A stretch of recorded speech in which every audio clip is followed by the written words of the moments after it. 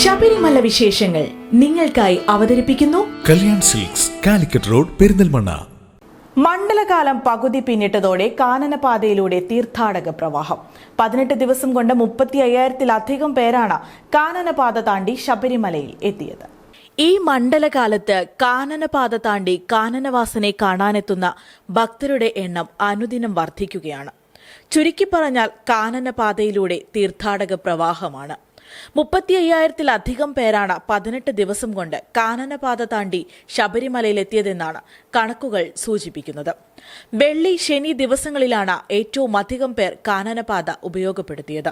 വെള്ളിയാഴ്ച മാത്രം പുൽമേട് വഴി 2,722 പേർ എത്തിയപ്പോൾ ശനിയാഴ്ച ഈ പാതയിലൂടെയുള്ള തീർത്ഥാടകരുടെ എണ്ണം 3,000 കടന്നു. 1,284 പേരാണ് വെള്ളിയാഴ്ച മുക്കുഴി വഴി എത്തിയത്. വണ്ടിപ്പെരിയാർ, സത്രം, പുൽമേട് വഴി 18,951 പേരും കരിമല പാതയിലെ അഴുതക്കടവ്, മുക്കുഴി വഴി 18,317 തീർത്ഥാടകരും ഇതിനോടകം സന്നിധാനത്തെത്തി. ഇരുപാതയിലൂടെയും രാവിലെ 6 മുതലാണ് തീർത്ഥാടകർക്ക് പ്രവേശനം നൽകുന്നത്. ഉച്ചയ്ക്ക് 1 മണിവരെ പ്രവേശന കവാടത്തിലെത്തുന്ന എല്ലാ തീർത്ഥാടകർക്കും പ്രവേശനം അനുവദിക്കും.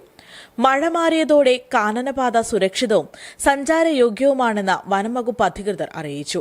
പ്രതികൂല കാലാവസ്ഥ കാരണം ഡിസംബർ 2, 3 തീയതികളിൽ പുൽമേട് വഴിയുള്ള തീർത്ഥാടനത്തിന് നിയന്ത്രണം ഏർപ്പെടുത്തിയിരുന്നു. തീർത്ഥാടകരെ ഗ്രൂപ്പുകളാക്കിയാണ് കാനനപാതയിലൂടെ കടത്തിവിടുന്നത്. യാത്രയിലുടനീളം ഫോറസ്റ്റ്, ഇക്കോ ഗാർഡുമാരുടെ നിരീക്ഷണം വനംവകുപ്പ് ഉറപ്പാക്കിയിട്ടുണ്ട്. News desk, today news. നിങ്ങൾ കല്യാൺ സിൽക്സിൽ പോയിരുന്നോ? എന്നിട്ട് 3 ചുരിദാർ വാങ്ങിച്ചോ? കള്ളം പറയണ്ട, ശാലിനി കണ്ടതാ. വാങ്ങിച്ചല്ലോ.